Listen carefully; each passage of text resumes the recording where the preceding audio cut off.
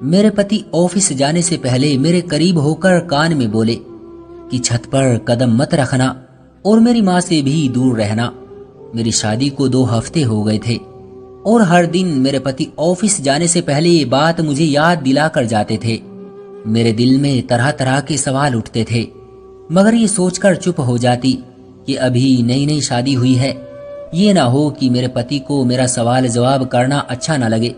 मेरे पति ऑफिस चले जाते और मेरी नंद प्रीति स्कूल चली जाती तो मैं भी अपने कमरे में चली जाती थी। लेकिन मेरी सास बार बार बहाने बनाकर मेरे पास आना चाहती थी, मगर मैं अपने पति के डर की वजह से उनसे दूर दूर ही रहती थी। 2 बजे के करीब मेरी नंद प्रीति स्कूल से वापस आ जाती थी और यूनिफॉर्म चेंज किए बिना ही छत पर चली जाती थी। प्रीति छत पर पूरा पूरा घंटा बिताकर आती थी। वो जैसे ही नीचे उतरती मेरी सास उसको बातें सुनाना शुरू कर देती थी और देखते ही देखते हमारा घर जैसे पानीपत के युद्ध का मैदान बन जाता था। पहले पहले तो मुझे लगता था कि मेरी सास प्रीति के साथ इसलिए झगड़ती थी क्योंकि वो स्कूल से वापस आने के बाद बस्ता खोलकर भी नहीं देखती थी। मगर अब मुझे इस घर में आए हुए 2 हफ्ते हो गए थे। अब मुझे ऐसा लगता कि मेरी सास प्रीति को छत पर जाने से रोकती थी, मगर वो उनकी बात को तवज्जो ही नहीं देती थी। फिर शाम को जब मेरे पति आते तो सीधे प्रीति के कमरे में चले जाते। न जाने दोनों बहन भाई घंटे भर क्या मीटिंग करते रहते थे। प्रीति के कमरे से निकलकर वो सीधे छत पर चले जाते और वहां भी काफी देर तक बैठे रहते थे। मैं कमरे में बैठी ये सब देखती रहती थी। शाम गए जब मेरे पति कमरे में आए तो मैं मुंह बसूर कर बैठ गई थी। वो मुझे देखकर हंस पड़े और बोले, आज तो सूरज 1.25 हाथ पर है, ऊपर वाला रहम करे। उनके हंसने से मुझे हिम्मत मिल गई थी, इसलिए मैं शिकवा किए बिना न रह सकी। मैंने उनसे कहा कि आप मुझे घर वालों से घुलने मिलने क्यों नहीं देते और ना ही खुद मुझे वक्त देते हैं। हर समय छत पर बैठे रहते हैं, न जाने क्या खजाना छुपा रखा है वहां। अनिल एकदम से सीरियस हो गए। उनकी आंखों में गुस्सा देखकर मैं डर गई थी। वो बिना कुछ कहे ही घर से बाहर चले गए। रात के खाने के लिए भी वापस नहीं आए थे। प्रीति की जान पर बनी हुई थी। उसने अलग से अनिल भाई कहाँ गए की रट लगाई हुई थी। रात के 10 बज गए थे, मगर अनिल का कोई अता पता ही नहीं था। मैं दिल ही दिल में खुद को कोस रही थी कि न जाने मेरी किस बात पर वो मुझसे इस कदर नाराज हो गए हैं। प्रीति जैसे ही कमरे में गई, मेरी सास झट से उठकर मेरे पास आई और बोली, अभी तुम्हारी शादी को जुमा 8 दिन भी नहीं हुए हैं और तुम्हारा पति गायब रहने लगा है, उस पर कड़ी निगाहें रखो। सास की बात सुनकर मेरे दिल में ढेरों सवाल आने लगे। तभी अनिल दरवाजा खोलकर घर में दाखिल हो गए। उन्होंने मुझे अपनी माँ के करीब खड़े देख लिया था। अनिल कुछ भी बोले बिना ही मुझे कलाई से पकड़कर कमरे में ले गए। अनिल गुस्से से बोले, माँ तुम्हें क्या कह रही थी? मेरा तो दिल पहले ही कांप रहा था। उनकी गुस्से भरी आवाज सुनी तो मेरी आंखें भीग गई और मैं रोने लगी। मैं बोली, माँ जी कह रही थी कि अनिल का ख्याल रखा करो। मैंने जानबूझकर बात पलट कर बताई थी, क्योंकि उनकी तो अपनी माँ से पहले से ही नहीं बनती थी। न जाने इसकी वजह क्या थी। अनिल को मेरा जवाब सुनकर कुछ तसल्ली हुई। फिर अनिल बहुत ही आहिस्ता से बोले, देखो बात यह है कि मैंने छत पर अलग अलग तरह की नस्ल के तोते पाले हुए हैं। इस मौसम में तोतियां अंडों पर बैठकर बच्चे निकालती हैं। इस तरह उनकी नस्ल बढ़ जाती है। लेकिन अगर तोते किसी अजनबी आदमी को अपने पिंजरे के पास देख ले तो उनको खतरा महसूस होता है। फिर वो अंडों से बच्चे नहीं निकालते, वो अपने अंडे खुद ही तोड़ देते हैं। तुम अभी उनके लिए अजनबी हो, इसलिए मना करता हूँ। अनिल की बात सुनकर मेरा दिल हल्का हो गया था। मैं बोली, परिंदे तो मुझे भी बहुत पसंद हैं। मैं आपके तोतों का ख्याल रखूंगी। प्रीति भी तो ख्याल रखती है। अनिल हंसकर बोले, मेरे तोते प्रीति को जानते हैं। मैंने उसकी ड्यूटी लगा रखी है कि वो मुझे तोतों की रिपोर्ट दिया करे, किस जोड़े ने अंडे दे दिए हैं और किसने अभी बच्चे निकाले हैं। मैं सारी बात समझ गई थी। फिर मैं बोली, आप मुझे माँ जी के पास बैठने से मना क्यों करते हैं? वो बोले, क्योंकि माँ तुम्हें नुकसान पहुंचा सकती है। उनका मानसिक संतुलन कुछ बिगड़ा हुआ है। क्या तुम नहीं देखती कि वो हर वक्त लड़ती झगड़ती रहती है? मैंने हाँ में सर हिला दिया। अनिल के जवाब से मेरे दिल को कुछ सुकून मिला। मैं अपने आप को बहुत ही हल्की फुल्की सी महसूस कर रही थी। अगले दिन फिर अनिल मेरे कान में बोले कि छत पर मत जाना और माँ से दूर रहना। लेकिन मैंने दिल ही दिल में सोच लिया था कि मैं अनिल से छुपकर माँ जी का ख्याल रखूंगी। बीमारी में क्या माँ बाप औलाद को छोड़ देते हैं। अनिल और प्रीति तो अपनी माँ से गैरों जैसा सलूक करते थे, मगर मैं तो ऐसा नहीं कर सकती थी ना। इसलिए मैं दोनों के जाने के बाद अपनी सास के पास आकर बैठ गई। मैंने कहा, माँ जी, मैं आपके सर में तेल लगाकर मालिश कर दूं। उन्होंने जल्दी जल्दी हाँ में सर हिलाया कि कहीं मैं बाद में मुकर न जाऊं। मैं उनके सर में तेल लगाते हुए इधर उधर की बातें कर रही थी, जबकि मेरी सास बार बार मुझसे जिद कर रही थी कि तुम छत पर जाकर वहां की सफाई कर दो। मैं बोली, माँ जी, अनिल ने मुझे छत पर जाने से मना किया है। वो बोली, हम दोनों घर में अकेले हैं, ना तुम अनिल को बताओगी और ना ही मैं बताऊंगी। फिर डर किस बात का। मैंने सोचा कि अगर मैंने अपनी सास को मना कर दिया तो वो नाराज ना हो जाए। वो कहेगी कि पहली बार किसी काम को कहा है और वो भी बहू ने मुंह पर ही मना कर दिया। वैसे भी मुझे तोते देखने का बहुत शौक था, लेकिन मेरी बदकिस्मती ये थी कि मैं जैसे ही झाड़ू लेकर सीढ़ियां चढ़ने लगी, प्रीति अचानक ही गेट खोलकर घर में दाखिल हो चुकी थी और वो भागते हुए मेरे पीछे आई और उसने मुझे कलाई से पकड़कर नीचे की तरफ खींच लिया और बोली, आपको भाई ने छत पर जाने से मना किया था ना, मगर आपने उनकी बात नहीं मानी। मैं अभी भाई को फोन करके बताती हूँ। मैं डर के मारे कांपने लगी। फिर मैंने प्रीति के आगे हाथ जोड़ दिए कि तुम अनिल को कुछ मत बताना, मगर उसने मेरी एक न सुनी और फोन मिलाकर अनिल से बोली, मैंने भाभी को छत पर जाते हुए रंगे हाथों पकड़ लिया है। ये तो अच्छा हुआ कि आज हाफ डे था और आज स्कूल से आधी छुट्टी हो गई, वरना सोचे क्या हो जाता। मैं अपनी अक्ल पर मातम करने लगी थी कि मैंने ये बात नजरअंदाज क्यों कर दी कि आज तो आधी छुट्टी थी। प्रीति ने मुझे फोन पकड़ा दिया और बोली, भाई आपसे बात करना चाहते हैं। मैंने फोन कान से लगाकर हेलो किया तो अनिल की गुस्से से भरी आवाज सुनाई दी। वो बोले, आज मैं इसको तुम्हारी पहली और आखिरी गलती समझकर माफ कर रहा हूं, लेकिन अगर एक बार भी तुमने ये हरकत दोबारा करने की कोशिश की तो मैं कुछ भी सोचे समझे बिना ही तुम्हें घर से निकाल दूंगा। मुझे अनिल से इस तरह की उम्मीद नहीं थी। मैं अपने कमरे में जाकर रोने लगी थी। शाम हुई तो अनिल ऑफिस से लौट आए थे। वो रोज की तरह प्रीति के कमरे में चले गए और फिर छत पर चले गए। मैं कमरे में बैठी डर की वजह से कांप रही थी कि अब न जाने वो मेरे साथ क्या करेगा। लेकिन जब वो कमरे में आए तो बहुत ही प्यार से बोले, क्या बात है, आज अंधेरा करके क्यों बैठी हो। अनिल की बात सुनकर मेरे दिल को कुछ सुकून मिला। मैं जल्दी से उठी और अनिल से बोली, मैं छत पर जाना नहीं चाहती थी, माँ जी ने मुझे जबरदस्ती भेजा था। अनिल ने कुछ सोचते हुए सर हिला दिया।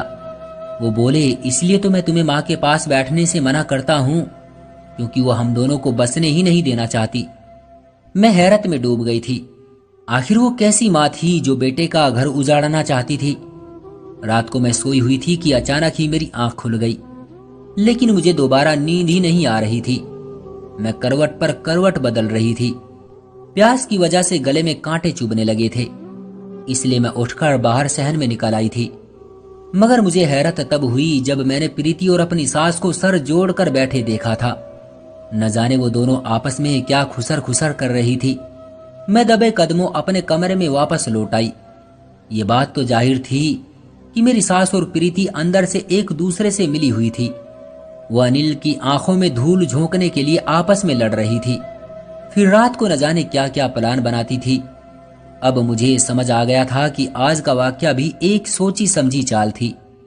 माँ जी ने मुझे उसी वक्त छत पर भेजा जब प्रीति की वापसी का वक्त हो गया था। लेकिन फिर दिल में एक ख्याल उठता कि अनिल ऐसा क्यों करते हैं। तोते तो अक्सर घरों में पाए जाते हैं, मगर इस कदर एहतियात उससे पहले देखने को नहीं मिली थी। मैंने सोच लिया था कि मैं इन तीनों को बेनकाब करके ही रहूंगी। अगले दिन ऑफिस जाने से पहले अनिल ने मुझे फिर से वही बात कही जो वो हमेशा ही मुझे कहते थे। अनिल और प्रीति के जाने के बाद मैं भी अपने कमरे में चली गई थी। मेरी सास मुझे बार बार आवाज देती जा रही थी। वो कभी कहती कि आकर मेरी टांगे दबा दो, तो कभी कहती कि सर में तेल डाल दो। दिल चाहता था कि उनकी बात मान लूं, मगर दिल दिमाग बार बार मना ही कर रहे थे। इसलिए मैं दिल दिमाग की जंग में फंसी रही, मगर कमरे से बाहर न निकली। दोपहर 2 बजे के करीब प्रीति घर आई थी। वो सीधा मेरे कमरे में ही आई थी। वो बोली, भाभी, मैंने महसूस किया है कि कल के झगड़े के बाद आप मुझसे नाराज सी हो। मैं मुंह बसोड़ कर बोली, क्या नाराज नहीं होना चाहिए। प्रीति मेरे पास आकर बेड पर बैठ गई और बोली, अगर मैं आपकी जगह होती तो मैं भी नाराज हो ही जाती, मगर आप खुद को मेरी जगह रखकर देखोगी तो आपकी नाराजगी खत्म हो जाएगी। मैं बिन बाप की बच्ची हूँ। माँ का भी मानसिक संतुलन बिगड़ा हुआ है। अब अनिल भाई ही हैं जो मेरे लिए माँ और बाप दोनों बन गए हैं। अब उन्होंने मुझे एक काम सौंपा है और वो है उनके तोतों की देखभाल करना। क्या मैं उनके लिए इतना भी नहीं कर सकती? फिर मुझे ये भी डर था कि अगर अनिल भाई नाराज हो गए तो मैं कहीं की भी नहीं रहूंगी। अब आप अपना गुस्सा थूक दें और मेरे साथ दोस्ती कर लें। देखो, मैं आपके लिए स्कूल से क्या लाई हूं, शकरगंदी की खट्टी मीठी चाट। इतना कहकर प्रीति किचन में चली गई।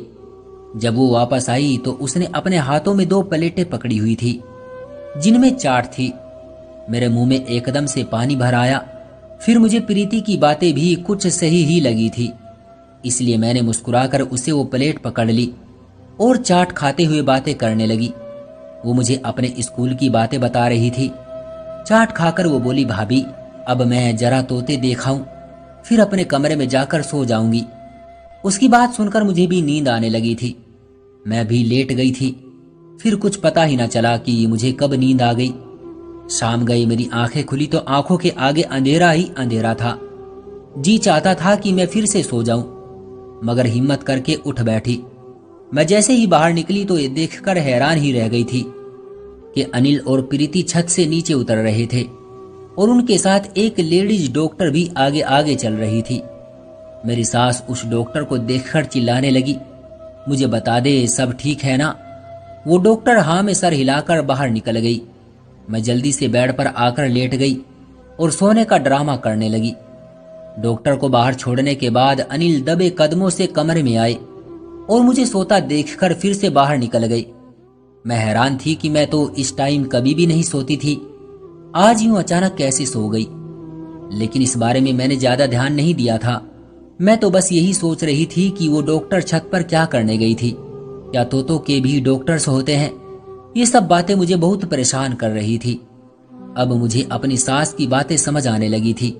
शायद वो मुझे ऊपर इसलिए भेजना चाहती थी कि वहां कोई राज मेरा इंतजार कर रहा था जो अनिल मुझसे छुपाना चाह रहे थे। लेकिन मैं अनिल की नाराजगी मोल लेकर कोई भी राज नहीं जानना चाहती थी, क्योंकि मुझे अपने पति से बहुत मोहब्बत थी। आधा घंटा मैं इसी तरह पड़ी रही थी। फिर जब मैं बाहर निकली तो प्रीति से सबसे पहले मैंने पूछा कि अनिल कहाँ है।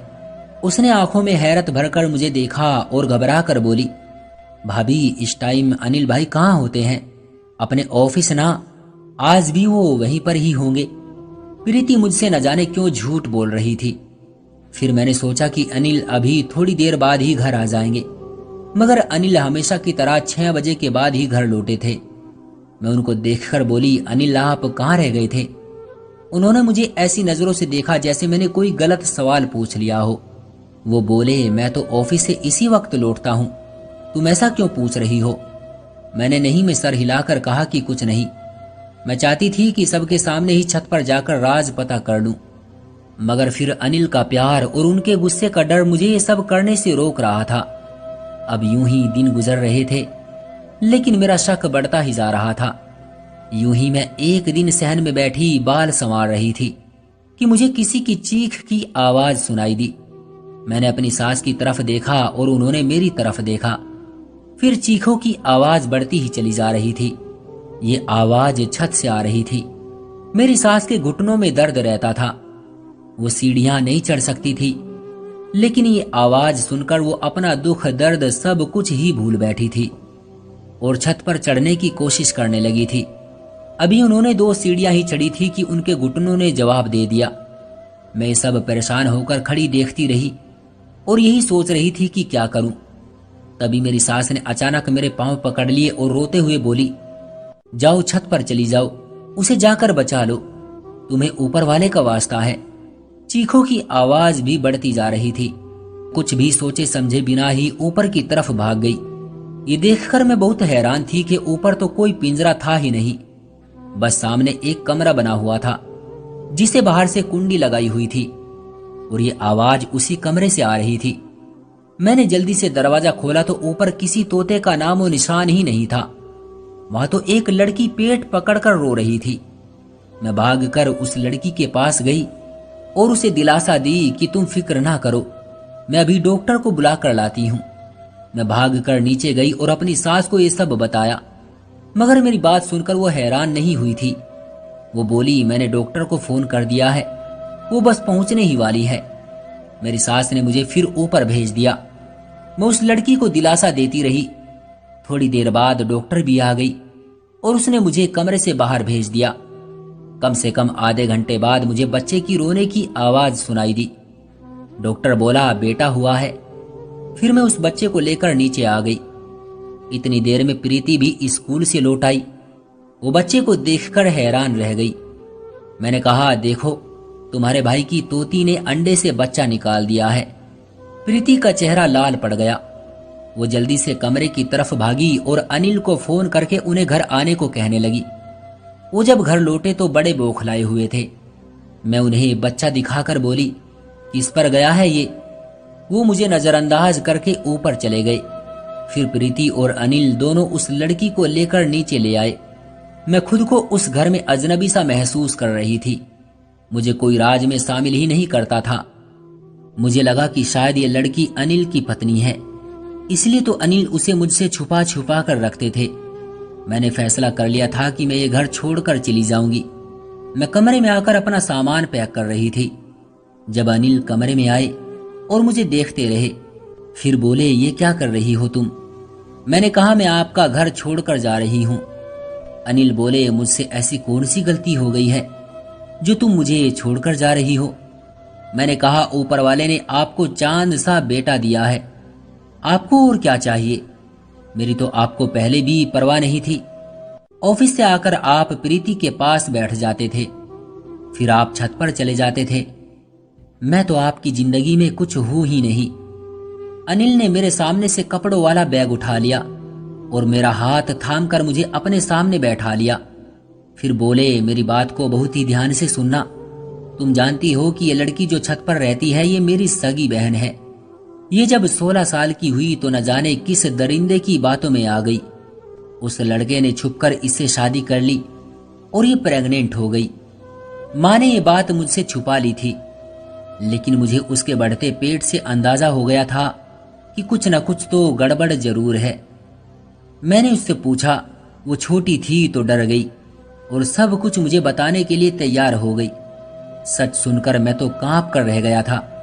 जब मैंने उससे और बातें पूछने की कोशिश की तो वो रोने लगी थी। उसने मुझे अपने पति का नाम नहीं बताया था। फिर मोहल्ले वाले को हम क्या बताते कि ये किसका बच्चा है?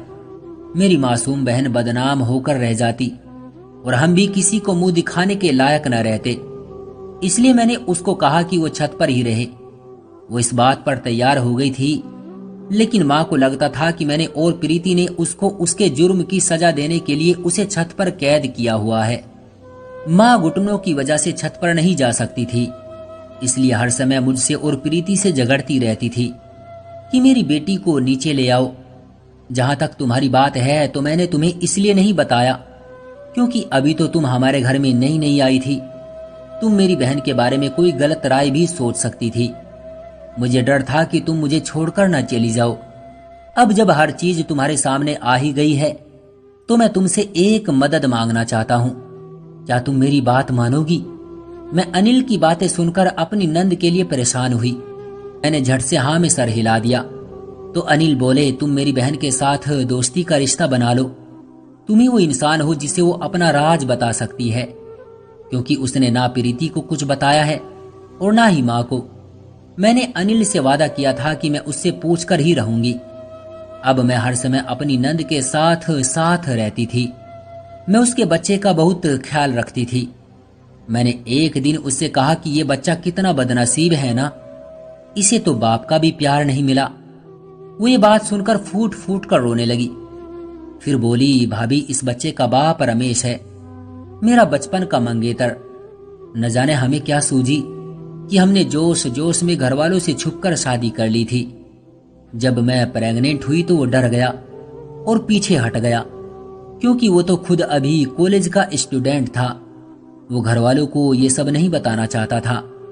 नंद के मुंह से उसके पति का नाम सुनकर मेरे सर से तो जैसे बोझ ही उतर गया। मामला तो बहुत ही सीधा था। हम बिना वजह ही घबरा रहे थे, क्योंकि जो इसके बच्चे का पिता था उसके साथ तो इसका बचपन से ही रिश्ता तय हो चुका था। मैंने अनिल से बात की तो उन्होंने भी सुकून का सांस लिया। फिर तो सारा मामला ही सुलझ गया। अगले दिन अनिल रमेश के घर गए और रमेश के मम्मी पापा से बात की। उन्हें भी सारी बात बता दी। शुक्र है कि रमेश के माँ बाप ने अपने बेटे की गलती को स्वीकार किया और शर्मिंदगी भरे लहजे में बोले कि आप चिंता ना करें, कुछ सालों बाद भी तो हमें तुम्हारी बहन को बहू बनाकर ले ही आना है, तो आज क्यों नहीं।